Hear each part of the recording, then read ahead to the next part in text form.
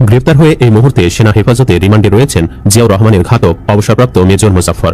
রিমান্ডে ডিম থেরাপি খেয়ে চাঞ্চল্যকর সব তথ্য ফাঁস করেছে সে। 1981 সালে 30 মে চট্টগ্রামে জিয়াকে শেষ করার পর ভারতের রাষ্ট্রীয় আশ্রয় পায় মোজাফফর, কারণ এই মিশন ঘটেছিলই ভারতের নির্দেশে। সেখানে দীর্ঘদিন ভারতের গোয়েন্দা এর একজন সক্রিয় কর্মকর্তা হিসেবে কাজ এবং ট্রেনিং পেয়েছেন মোজাফফর। অভিযোগ উঠেছে এবার নাকি তারেক রহমানকে শেষ করতে দেশে এসেছিল সেনাবাহিনীর এই সাবেক কর্মকর্তা। মতো তিনাকে 2 দিনের রিমান্ড দেওয়া হয়েছিল। সেই রিমান্ড থেকে বের হয়েছে ভয়ানক তথ্য এবং তিনি বলেছেন মেজর জিয়া হত্যায় সরাসরি বর্তমান যারা এমপিতে আছেন বা বর্তমান যারা মন্ত্রীতে আছেন এদেরই কেউ বা 10 জন জড়িত ছিল। তিনি রিমান্ডে এই কথা বলেছেন। সেনাবাহিনীর রিমান্ডে ভয়ঙ্কর তথ্য দিয়েছেন মেজর মুজাফফর। অবশেষে প্রেসিডেন্ট জিয়াউর রহমানের আসামিদের শাস্তি হতে চলেছে। এর সঙ্গে রয়ের এজেন্টও জড়িত, বাংলাদেশের কিছু প্রভাবশালী নেতাও জড়িত। খুনি মুজাফফর হোসেন প্রভাবশালী কয়েকজন নেতার নাম তিনি ফাঁস করেছেন। ফজলুর রহমানের মতো একজন লোক, একজন মুক্তিযোদ্ধা, তার নাম তিনি ফাঁস করেছেন। তাকে রিমান্ডে দেওয়ার পরে বেরিয়ে এসেছে ভয়ানক তথ্য। প্রয়াত রাষ্ট্রপতি জিয়াউর রহমান হত্যায় সরাসরি জড়িত স্বরাষ্ট্রমন্ত্রী সালাউদ্দিন আহমদ। হত্যায় জড়িত থাকার কথা স্বীকার করে জবানবন্দি দিয়েছে মেজর মোহাম্মদ মুজাফফর হোসেন। ভালো অবস্থায় নাই, আপনাকে গুলি করে মারা হবে। আপনাকে আমি এটাও পরামর্শ দিয়েছি ঢাকার বাইরে আপনি রাত্রি যাপন করবেন না। ঠিক এই হারহিম করা সতর্কবার্তায় এখন ওলটপালট করে দিয়েছে দেশের পুরো রাজনৈতিক অঙ্গন। ক্ষমতার মসনদ বদলেছে, বীরের বেশে দেশে ফিরে তারেক রহমান আজ দেশের প্রধানমন্ত্রী। কিন্তু কোটি কোটি জনতার উল্লাসের মাঝেই হঠাৎ ধেয়ে এসেছে এক অদৃশ্য মৃত্যুর কালো ছায়া। দেশের এক প্রবীণ সামরিক ও রাজনৈতিক ব্যক্তিত্বের এই একটি মাত্র বিস্ফোরক মন্তব্য কোটি কোটি মানুষের মনে জন্ম দিয়েছে সবচেয়ে বড় প্রশ্ন, তারেক রহমানের ওপর থেকে কি ঘাতকের নজর আদৌ সরেছে? আসসালামু আলাইকুম দর্শক, বাংলাদেশের বর্তমান রাজনৈতিক প্রেক্ষাপট নিয়ে খুবই তথ্যবহুল এবং গুরুত্বপূর্ণ কিছু বিষয় নিয়ে আজকের এই এপিসোডটি সাজানো। তাই ধৈর্য সহকারে আজকের ভিডিওটি আপনাদেরকে দেখতে হবে, মনোযোগ সহকারে শুনতে হবে, তাহলে বাংলাদেশের বর্তমান রাজনৈতিক প্রেক্ষাপট নিয়ে খুবই গোপন কিছু তথ্য আজকের এই ভিডিওর মাধ্যমে আপনারা জানতে পারবেন। তাই ধৈর্য সহকারে আজকের ভিডিওটি পুরোপুরি দেখবেন, না টেনে দেখবেন। চলুন মূল নিউজে চলে যায়। তার আগে বলবো, হ্যাঁ, এখন পর্যন্ত যারা আমাদের এই চ্যানেলটি সাবস্ক্রাইব করেন, প্রতিনিয়ত এ ধরনের আপডেট গরম খবর পেতে আমাদের এই চ্যানেলটি সাবস্ক্রাইব করবেন। যারা করেছেন ধন্যবাদ। চলুন একটা লাইক দিয়ে মূল নিউজে চলে যাই। 20 বছর আগে যিনি স্বাধীন দেশের একজন রাষ্ট্রপ্রধানকে চিরতরে বিদায় করার নৈপথ্যে কাজ করেছিলেন, তিনি কি এবার বর্তমান প্রধানমন্ত্রীকে সরিয়ে দিতে নতুন কোনো মাস্টার প্ল্যান নিয়ে মাঠে নেমেছিলেন? আর এই ভয়ঙ্কর মিশনে তার খুঁটির জোর কোথায় ছিল? বিদেশি গোয়েন্দা সংস্থা নাকি ক্ষমতাচ্যুত কোনো স্বৈরাচার? আজ আমরা বিশ্লেষণ করব কিভাবে সাইবার ফরেন্সিকের জালে আটকা পড়লেন মেজর মুজাফফর, আর কি ছিল তার এই নতুন ঢাকা মিশনের আসল উদ্দেশ্য। ঘটনার শুরুটা একটু পেছনে থেকে করা যাক। আন্তর্জাতিক অপরাধ ট্রাইব্যুনালের একটি মামলায় গত মার্চ মাসে গ্রেফতার হন সামরিক গোয়েন্দা সংস্থা ডিজিএফআই এর সাবেক প্রধান মাসুদ উদ্দিন চৌধুরী। গ্রেফতারের পর স্বাভাবিক আইনি প্রক্রিয়ার অংশ হিসেবে তার ব্যক্তিগত মোবাইল ফোনটি জব্দ করে আইন শৃঙ্খলা রক্ষাকারী বাহিনী। এরপর সেই মোবাইল ফোনের ফরেন্সিক ডাটা অ্যানালাইসিস করতে গিয়েই তদন্ত কর্মকর্তাদের চোখ রীতিমতো কপালে ওঠে। বেরিয়ে আসে এমন এক চাঞ্চল্যকর তথ্য যা পুরো দেশের পলিটিক্যাল এবং ইন্টেলিজেন্স ল্যান্ডস্কেপকে কাঁপিয়ে দেওয়ার জন্য যথেষ্ট। ফরেন্সিক ল্যাবে মাসুদ উদ্দিন চৌধুরীর ফোনের ডাটা রিকভারি করার পর গোয়েন্দারা একটি অদ্ভুত প্যাটার্ন লক্ষ্য করেন। তার কল লিস্ট এবং মেসেজিং অ্যাপগুলোতে জন্ডো নামের একটি ছদ্মনামেই কন্ট্যাক্ট থেকে নিয়মিত যোগাযোগ করা হতো। বিশ্লেষণে দেখা গেছে গত 2 বছর ধরে এই জন্ডো নামের রহস্যময় ব্যক্তির সাথে মাসুদের অত্যন্ত নিবিড় যোগাযোগ ছিল। বিষয়টি আরও সন্দেহজনক হয়ে ওঠে যখন মাসুদের গ্রেফতারের পরেও এই জন্ডো থেমে থাকেনি। যে মাসুদের ব্যক্তিগত সহকারী ফারুকের সাথেও নিয়মিত যোগাযোগ রক্ষা করে চলছিল। কিন্তু কে এই জন্ডো? কেনই বা সে একজন সাবেক ইন্টেলিজেন্স চিফের সাথে এত গোপন কোড ব্যবহার করে কথা বলতো? গোয়েন্দারা সর্বাধুনিক ওপেন সোর্স ইন্টেলিজেন্স এবং সিআইডির অ্যানালাইসিসের মাধ্যমে অবশেষে নিশ্চিত হন যে এই জন্ডো আর কেউ নন, তিনি হলেন 45 বছর ধরে ফেরার থাকা সেই মেজর মুজাফফর। ফরেন্সিকের বিশেষজ্ঞদের বিশ্লেষণ অনুযায়ী মুজাফফর বিদেশি বিভিন্ন থার্ড পার্টির অ্যাপ্লিকেশন যেমন হোয়াটসঅ্যাপ এবং ভাইবারের অত্যন্ত সিক্রেট কিছু গ্রুপ ব্যবহার করতেন। গ্রুপগুলো ছিল সম্পূর্ণ বেনামি এবং সেখানে বিক্ষিপ্ত কিছু ইংরেজি কোড ব্যবহার করা হতো। কিন্তু ডিজিটাল দুনিয়ায় অপরাধীরা যতই সতর্ক হোক না কেন, টেলিকম অপারেটরদের এন্ডিং সাইট থেকে এক্সপোর্ট করা ডাটা কখনো মিথ্যা বলে না। এই কল ডাটা রেকর্ড বা সিডিআরের মধ্যে কেবল ভয়েস কলই ছিল না, এর সাথে এসএমএস, কন্টেন্ট, ভৌগোলিক অবস্থান, বিটিএস টাওয়ারের সিগন্যাল এবং অফলাইন অনলাইন মুভমেন্ট অত্যন্ত পুঙ্খানুপুঙ্খভাবে উঠে আসে। আর এই সূত্র ধরেই সিআইডি খুঁজে পায় সেই মেজরের মেয়েকে, যিনি একটি টেলিকম কোম্পানিতে কর্মরত ছিলেন। তার মেয়েকে অনুসরণ করেই শেষ পর্যন্ত গোয়েন্দারা পৌঁছে যান মেজর মুজাফফরের গোপন আস্তানা পর্যন্ত। এই গ্রেফতারের ঐতিহাসিক গুরুত্ব বুঝতে হলে আমাদের ফিরে যেতে হবে 1981 সালের 30 মে। চট্টগ্রামের সার্কিট হাউসে ঘটে যায় বাংলাদেশের ইতিহাসের সবচেয়ে মর্মান্তিক ট্র্যাজেডি। তৎকালীন রাষ্ট্রপতি জিয়াউর রহমানের সেই আকস্মিক হত্যাকাণ্ড পুরো দেশকে এক গভীর শূন্যতার দিকে ঠেলে দিয়েছিল। সেই কালো রাতে সার্কিট হাউসের রাষ্ট্রপতির খুব কাছেই অবস্থান করছিলেন এই মেজর মুজাফফর। তিনি ওই হত্যা মামলার 6 নম্বর আসামি ছিলেন। ছিলেন, কিন্তু পরবর্তীতে সামরিক আদালতে বিচার প্রক্রিয়া শুরু হওয়ার ঠিক আগেই অত্যন্ত সুকৌশলে তিনি গায়েব হয়ে যান। দীর্ঘ ৪৫ বছর পর সেই পলাতক মোজাফফর আজ ঠিকই সেনা হেফাজতে বন্দী। তবে গোয়েন্দাদের অবাক করেছে মোজাফফরের সাইবার আচরণের অদ্ভুত পরিবর্তন। বিশ্লেষণে দেখা গেছে বিগত ফ্যাসিবাদী সরকারের আমলে মোজাফফর এবং মাসুদের মধ্যকার যোগাযোগটি ছিল অনেকটাই ওপেন। তারা এতটাই ওভার কনফিডেন্ট ছিলেন যে কেবল অনলাইন অ্যাপই নয়, জেনারেল লাইন টেলিফোনেও তারা নিয়মিত কথা বলতেন। তৎকালীন প্রশাসনের ছত্রছায়ায় তারা নিজেদের ধরা ছোঁয়ার বাইরে মনে করতেন। কিন্তু ৫ই আগস্টের রাজনৈতিক পট পরিবর্তনের পর তাদের সেই সাইবার আচরণ পুরোপুরি বদলে যায়। মোজাফফর যখন নিজের ডিজিটাল আইডেন্টিটি লুকাতে হাই অ্যান্ড ভিপিএন ব্যবহার করতে শুরু করেন এবং ছদ্মনামের আড়ালে পুরোপুরি হাইড হয়ে যাওয়ার চেষ্টা করেন, কিন্তু ততদিনে যা ক্ষতি হওয়ার তা হয়ে গেছে। আগের সেই ২ বছরের ওপেন সিডিআর ডাটাই মূলত গোয়েন্দাদের হাতে তারা আসল লোকেশন তুলে দেয়। এখন সবচেয়ে বড় প্রশ্ন হলো, বাবার পর এবার কি বর্তমান প্রধানমন্ত্রী তারেক রহমানকে এই দুনিয়া থেকে শেষ করতে দেশে এসেছিলেন খুনি মোজাফফর? ২০২৬ সালে নির্বাচনের পর দেশের রাজনৈতিক মানচিত্র সম্পূর্ণ পাল্টে যায়। প্রধানমন্ত্রী হিসেবে তারেক রহমানের স্বদেশ প্রত্যাবর্তন এক নতুন যুগের সূচনা করে। কিন্তু এত বিপুল জনপ্রিয়তার পরেও একটি অদৃশ্য বিপদের কালো ছায়া যেন প্রতিনিয়ত তাড়া করে বেড়াচ্ছিল এই নেতৃত্বকে।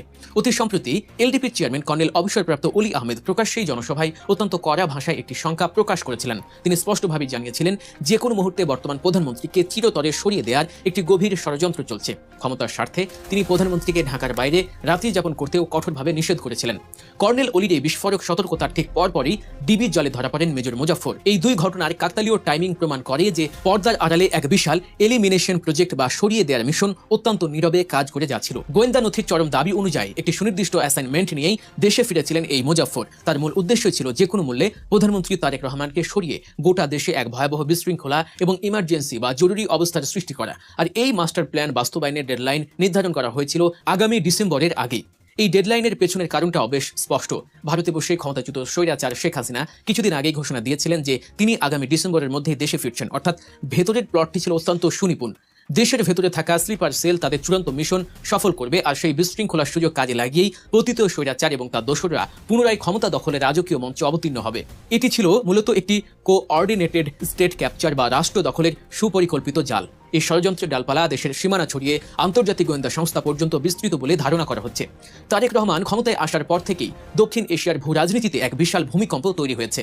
চীনের সাথে একের পর এক মেগা ইকোনমিক চুক্তির স্বাক্ষর, বিগত সরকারের আমলে করা ভারতের ইকোনমিক জোন চুক্তি বাতিল ঘোষণা এবং পাকিস্তানের সাথে কূটনৈতিক ও বাণিজ্যিক সম্পর্কের এক অভাবনীয় উন্নয়ন, এই সবকিছুই একটি বিশেষ মহলের রাতের ঘুম হারাম করে দিয়েছে। ঢাকার মাটিতে এখন কাউন্টার এসপিওনাজ বা পাল্টা গুপ্তচর বৃত্তির এক চরম স্নায়ুযুদ্ধ চলছে। ওপর বাংলার বিশেষ গোয়েন্দা সংস্থার এজেন্টরা যখন তৎপর হওয়ার চেষ্টা করছে, ঠিক তখনই কাউন্টার ইন্টেলিজেন্স হিসেবে পাকিস্তানের অত্যন্ত শক্তিশালী গোয়েন্দা সংস্থা আইএসআই পর্দার আড়ালে চরম অ্যাক্টিভ ভূমিকা পালন করছে বলে আন্তর্জাতিক বিশ্লেষকরা মনে করছেন। আর এই ২ পরাশক্তির চরম গোয়েন্দা যুদ্ধের মধ্যেই ফসকে যায় প্রতিপক্ষের পুরো চাল। তাদের বিশেষভাবে ট্রেনিং প্রাপ্ত এই স্লিপার সেল মোজাফফর শেষ পর্যন্ত ডিবির অত্যন্ত নিখুঁত আধুনিক ফরেন্সিক ফাঁদে ধরা পড়ে যান। ৪৫ বছর ধরে আইনের চোখ ফাঁকি দিয়ে চলা একজন দাগী আসামি, যাকে খুঁজে বের করা এক প্রকার অসম্ভব বলেই মনে হচ্ছিল, তাকে হঠাৎ করে খুঁজে পাওয়ার পেছনে যদি কোনো আন্তর্জাতিক কাউন্টার ইন্টেলিজেন্সের বিশেষ সিগন্যাল বা সহায়তা না থাকতো, তবে কোনোভাবেই তা এত দ্রুত সম্ভব হতো না। সম্মানিত দর্শক, প্রেসিডেন্ট জিয়া হত্যা মামলা কি আবার নতুন করে চালু হচ্ছে? এই হত্যাকাণ্ডের বিচারের জন্য নতুন কোনো ট্রাইব্যুনাল কি সরকার গঠন করবে? এই প্রশ্নগুলো সামনে চলে এসেছে। আমার সিক্স সেন্স বলছে বিভিন্ন কারণে শহীদ প্রেসিডেন্ট জিয়াউর রহমানের বিচারটি অনিবার্য হয়ে পড়েছে। বঙ্গবন্ধু হত্যাকাণ্ডের বিচারের মাধ্যমে বা বিচার প্রক্রিয়ার মাধ্যমে আওয়ামী লীগ যে রাজনৈতিক সুবিধা পেয়েছিল, সেই রাজনৈতিক সুবিধার ১ নম্বর সুবিধাটা ছিল এই বিচারের প্রশ্নে সে তার যে রাজনৈতিক যে অভিলাষ, সে অভিলাষ পূর্ণ করতে পেরেছিল। ২ নম্বর হলো যে এই বিচার প্রক্রিয়ার মাধ্যমে সে তার প্রতিপক্ষের মনে ভয় ধরিয়ে দিতে পেরেছিল এবং এই বিচার প্রক্রিয়া চালুকালীন সময় পুরো সময়টিতে আওয়ামী লীগের নেতাকর্মীদের মধ্যে একটা বন্ধন, একটা ঐক্য, একটা আবেগ নতুন করে তৈরি করতে পেরেছিল। তো সেদিক থেকে বঙ্গবন্ধুর যে মৃত্যু, সেই মৃত্যুর সঙ্গে জিয়াউর রহমানের মৃত্যুর কতগুলো ফান্ডামেন্টাল, যাকে বলা হয়, পার্থক্য রয়েছে। নেতা হিসেবে বঙ্গবন্ধুর সঙ্গে আসলে বাংলাদেশের কারোই তুলনা করা যায় না। মহান স্বাধীনতা যুদ্ধে তার অমর অবদান, বাইবর্ন নেতা হিসেবে তার যে জন্মগত যে গুণাবলী, এরপর তার কর্ম, তার বিশালত্ব, এর কোনো কিছুর সঙ্গেই আসলে বাংলাদেশে অন্য কোনো নেতার তুলনা করা চলবে না। কোনো নেতা আছেন তার চেয়ে অনেক শিক্ষিত, অনেক নেতা আছেন তার চেয়ে অভিজাত বংশীয়, অনেক নেতা আছেন টাকা পয়সা তাদের বেশি ছিল, ডিগ্রি বেশি ছিল। বাংলাদেশে যত রাজনৈতিক নেতা আছেন আপনারা আসলে হয়তো অবাক হয়ে যাবেন যে যত রাজনৈতিক নেতা মানে যারা মন্ত্রী হয়েছেন, প্রধানমন্ত্রী হয়েছেন, তাদের মধ্যে সবচেয়ে বেশি প্রাতিষ্ঠানিক ডিগ্রি ছিল খাজা নাজিমউদ্দিন সাহেবের। এত প্রাতিষ্ঠানিক ডিগ্রি, ঢাকা নবাব পরিবারের সন্তান। তো ব্যক্তিগত জীবনে একেবারে মানে কেমন তার কথাবার্তা শুনলে, পোশাক আশাক দেখলে আপনার কাছে মনেই হবে না যে এই লোক একজন পিএইচডি হোল্ডার ছিলেন, এই লোক একজন ব্যারিস্টার অ্যাট ল ছিলেন, এই লোকজন বাংলাদেশের সবচেয়ে বড় জমিদার ছিলেন বা নবাব ছিলেন, মনে হবে না। কিন্তু বঙ্গবন্ধু কোনো কিছু ছিল না। তিনি শুধু দাঁড়িয়েছেন, একটা জায়গাতে দাঁড়িয়ে আছেন, কোনো একটা জায়গাতে বসে আছেন, কাউকে টেলিফোন করেছেন, কারো বাড়িতে গেছেন, কিংবা কাউকে তার কাছে আহ্বান করেছেন। এটাই রাজনীতি, এটাই একজন মানুষের সবচেয়ে বড় প্রাপ্তি ছিল, এটাই সবচেয়ে বড় খবর ছিল, এবং এটা এখনো পর্যন্ত মানুষের কাছে সবচেয়ে বড় স্মৃতি হয়ে আছে যে কবে বঙ্গবন্ধুর সঙ্গে তার দেখা হয়েছিল, কথা হয়েছিল। এই স্মৃতি কোনো অবস্থাতেই সেই মানুষটি ভুলতে পারেনি, এবং মরার আগে সেটা সন্তান সন্ততিকে বলে গেছেন। ফলে বঙ্গবন্ধুর সঙ্গে যারা চলেছেন তাদের নাতি পুতিরা এখন মানুষের কাছে বলে বেড়ান যে আমার দাদার সঙ্গে অত সালে বঙ্গবন্ধু দেখা হয়েছিল, বঙ্গবন্ধু আমাদের বাড়ি এসেছিলেন, আমার দাদা অমুক বাড়িতে গিয়েছিলেন। এই হলো তার নেতৃত্বের বিশালত্ব। কিন্তু বাস্তবতা হলো যে যেই সময়টিতে তিনি নিহত হয়েছিলেন, সেই সময়টিতে ঠিক এখন শেখ হাসিনার যেমন অবস্থা রয়েছে ঠিক ওইরকম অবস্থা ছিল। মানে বঙ্গবন্ধু তার দলের ভিতরে যাকে বলা হয় প্রচণ্ড রকম প্রভাবশালী এবং জনপ্রিয় ছিলেন, এবং তখনও পর্যন্ত বাংলাদেশে আসলে বঙ্গবন্ধুর বিকল্প ছিল না। কিন্তু তার যারা প্রতিপক্ষ তাদের কাছে তিনি বিরক্তি এবং যাকে বলা হয় অস্বস্তির একেবারে সর্বোচ্চ পর্যায়ে পৌঁছে গিয়েছিলেন। ফলে তার মৃত্যুর পরে মানুষ স্তব্ধ হয়ে গিয়েছিল। প্রতিপক্ষ এক ধরনের প্রতিক্রিয়া দেখিয়েছিল, আর তার যারা নিজের যারা লোকজন আছেন তারা অন্য ধরনের প্রতিক্রিয়া দেখিয়েছিল। ফলে সে তার মৃত্যুর পরে প্রায় ৬-৭ বছর ধরে আসলে বঙ্গবন্ধুর নাম উচ্চারণ করা যায়নি, আওয়ামী লীগের নাম বাংলাদেশ উচ্চারণ করা যায়নি। এমন এমন এলাকা ছিল যে এলাকাতে আওয়ামী লীগ যারা করতেন তারা মরে গেলে তাদেরকে দাফন কাফনও মানুষ করতে চাইতো না। কিন্তু জিয়াউর রহমানের ঘটনাটা ভিন্ন। নেতা হিসেবে জিয়াউর রহমান হয়তো বঙ্গবন্ধুর একেবারে ধারের কাছেই নন পলিটিক্যালি, কিন্তু যে প্রেসিডেন্ট হিসেবে তিনি প্রচণ্ড জনপ্রিয় ছিলেন সকল মানুষের কাছে, আওয়ামী লীগ, বিএনপি, জামাত সবার কাছে। মানে যারা খুব স্বার্থবাদী লোক তাদের কথা আলাদা, কিন্তু ইন জেনারেল যারা মানুষ তারা জিয়াউর রহমানকে ভালোবাসতেন, জনপ্রিয় ছিলেন। যেমন আমাদের পরিবার, আমরা মানে যাকে বলে একেবারে আপাদমস্তক আওয়ামী লীগ করি। কিন্তু যখন জিয়াউর রহমান মারা গেলেন আমাদের সদরপুর বাজারে ওনার সেই মৃত্যু উপলক্ষে কবিতা বের হলো, সেই কবিতার একটা বই আমরা কিনলাম, কিনে সেটা পড়ি আর কাঁদি। মানে আমার সঙ্গে মানে কোনো রাজনৈতিক সম্পর্ক নেই, কিন্তু এই ছিল তার জনপ্রিয়তা। তো যাই হোক, এখন সেই জিয়াউর রহমান জনপ্রিয়তার সর্বোচ্চ শিখরে যখন, ঠিক সেই সময়টা তিনি নির্মমভাবে নিহত হলেন। তিনি সেনাবাহিনীর মধ্যেও অসম্ভব জনপ্রিয় ছিলেন।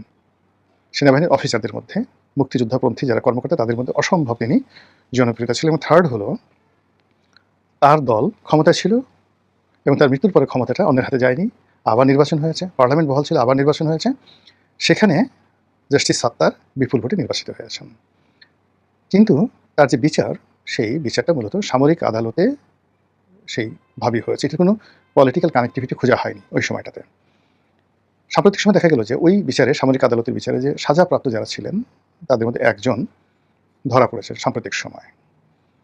এখন এটা নিয়ে কী রাজনীতির সমীকরণ হতে পারে সেটা পরের বিষয়। প্রথমত হলো যে সরকার সম্ভবত এটাকে পলিটিক্যালি ব্যবহার করতে চাইবে।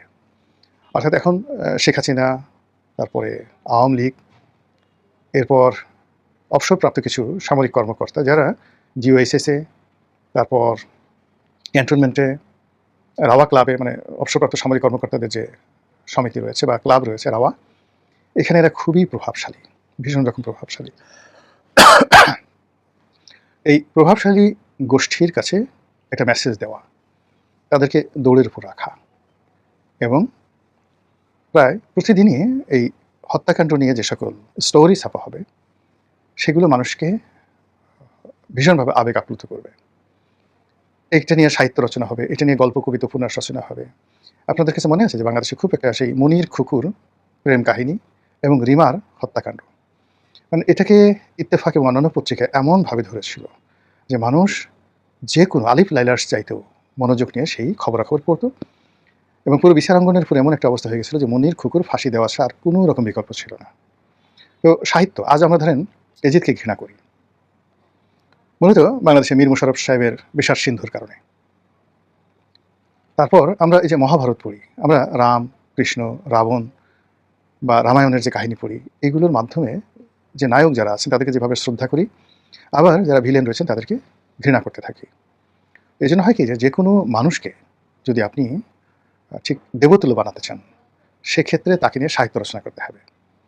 ইতিহাসে Alexander, Julius Caesar, Napoleon Bonaparte থেকে শুরু করে অন্য যারা মহান নায়ক রয়েছেন, আকবর বলেন, সবাই মানে তাদেরকে আসলে সাহিত্যের মাধ্যমে তাদেরকে অমরত্ব দান করা হয়েছে। আজ আমরা ডেনমার্কের প্রিন্স হ্যামলেটের কথা বলি, বা অষ্টম হেনরির কথা বলি, পঞ্চম জর্জের কথা বলি, মহারানী ভিক্টোরিয়ার কথা বলি, রানী প্রথম এলিজাবেথের কথা বলি, সম্রাট সুলেমানের কথা বলি, বা হারুন আর রশিদের কথা বলি। এদের যে অমরত্ব 99.99% এদের অমরত্ব তৈরি করেছে সাহিত্য।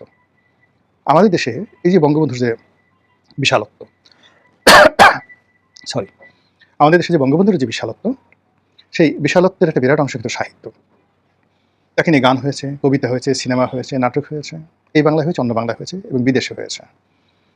ফলে তার কর্ম এবং তার অভিব্যক্তি মানুষের চোখে মুখে ভাসছে। কিন্তু সেই অনুযায়ী জিয়াউর রহমানের জনপ্রিয়তা সাধারণ মানুষের মধ্যে এবং আর ঠিক একটা জেনারেশন পরে এই জনপ্রিয়তাটা থাকবে না। People will forget. যেমন বেগম জিয়ার কথা দেখবেন যে আর কদিন পরে মানুষ ভুলে যাবে।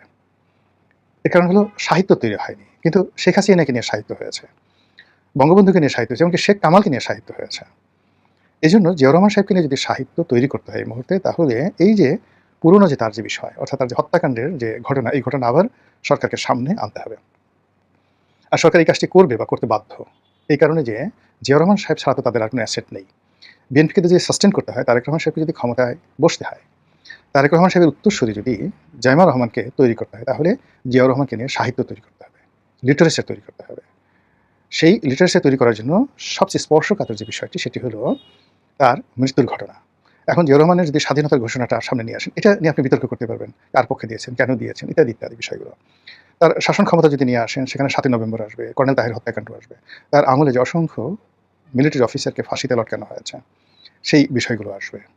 কিন্তু যখনই তার মৃত্যুর ঘটনা আসবে, তার নির্মম হত্যাকাণ্ডের বিষয় আসবে, এটা কোনো বিতর্ক করার কোনো সুযোগ নেই।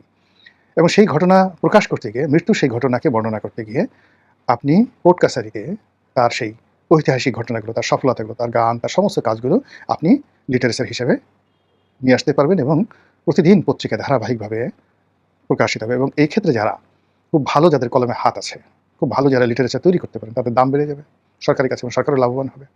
এবং সেই কাজটি সরকার যদি শুরু করে, এবং সরকার সেটা শুরু করতে পারে, এটা বলা যায় না। এতে করে আপাত দৃষ্টিতে তাদের যে রাজনৈতিক সুবিধা, প্রথমত তারা এই জিয়াউর রহমান হত্যাকাণ্ডের সঙ্গে শেখ হাসিনা জড়িত, এটা বলার সঙ্গে সঙ্গে বিএনপির 6 কোটি মানুষ একদম রেজিস্ট হয়ে যাবে, সঙ্গে সঙ্গে রেজিস্ট হয়ে যাবে এবং কোনো কথা বলতে পারবে না। কিন্তু আপনি শেখ হাসিনা এই 1400 মানুষকে হত্যাকাণ্ডে ঘটিয়েছেন ইত্যাদিতে নানা রকম ঘটনা, এটার ব্যাপারে আপনি নানা রকম ন্যারেটিভ তৈরি করতে পারবেন, দেশি বিদেশে অনেক চাপ তৈরি করতে পারবেন শেখ হাসিনার পক্ষে, এবং তার ন্যায় বিচার প্রতিষ্ঠা করার ব্যাপারে আপনি অনেক কিছু করতে পারবেন। কিন্তু যদি আপনি জিয়াউর রহমানের হত্যাকাণ্ডের সঙ্গে শেখ হাসিনা জড়িত, অমুক অমুক জড়িত, অমুক তোফায়েল সাহেব জড়িত, মরণোত্তর বিচার হবে, এই সকল ঘটনা যদি আপনি সুন্দরভাবে উপস্থাপন করতে পারেন, তাহলে মোটামুটি আওয়ামী লীগকে ঘেঁষাং করে দিতে পারেন।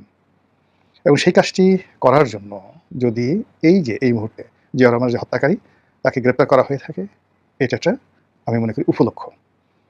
দ্বিতীয় যে ঘটনাটা হলো যে এই কাজটি হয়তো ভারত করেছে বিএনপিকে খুশি করার জন্য, কিন্তু ভারতের প্ল্যান অনুযায়ী বিএনপি যে সব কাজ করবে, নট লাইক দ্যাট। এমনও হতে পারে যে এই ঘটনার সঙ্গে এখন বাংলাদেশে একটা ভারত বিরোধী মনোভাব চাঙ্গা হয়ে আছে। তো এই জিয়াউর রহমান হত্যাকাণ্ডের সঙ্গে ভারত জড়িত, এটা বিএনপির একেবারে তেলাফোকাও বিশ্বাস করে, টিকটিকিটারও বিশ্বাস করে। এবং এটাকে যদি আবার মোবিলাইজ করা যায়, মার্কেটিং করা যায় যে আওয়ামী লীগ এবং বিএনপি এবং এরশাদ জাতীয় পার্টি সবাই মিলে এই কাজগুলো করেছে। ফলে কি হলো, রাজনীতির অঙ্গনে আপনি এরকম একটা ট্যাগ তৈরি করতে পারবেন যে এটা নিয়ে আসলে কেউ কথা বলতে পারবে না, কেউ সামনে আসতে পারবে না। আসার সঙ্গে সঙ্গেই বিএনপির যে গ্রুপটি রয়েছে, মিলিট্যান্ট গ্রুপ, তারা মুহূর্তের মধ্যে দাঁড়িয়ে যাবে গদা হাতে, হ্যাঁ আমার নেতা সম্পর্কে এই ধরনের কথা বলো, এই কথা বলো। এবং সেই আসামি সংখ্যা যদি 1000 হয়, এই 1000 লোকের জীবন হারাম করে দিতে পারে এই বিএনপির যারা বর্তমান নেতৃত্ব রয়েছে, তারা এই বিচার কর্মে যদি সেই তাদের অপছন্দের 1000 লোকের সম্পৃক্ত করে, তা দর্শক, আশা করি পুরো ভিডিওটি আপনারা দেখেছেন।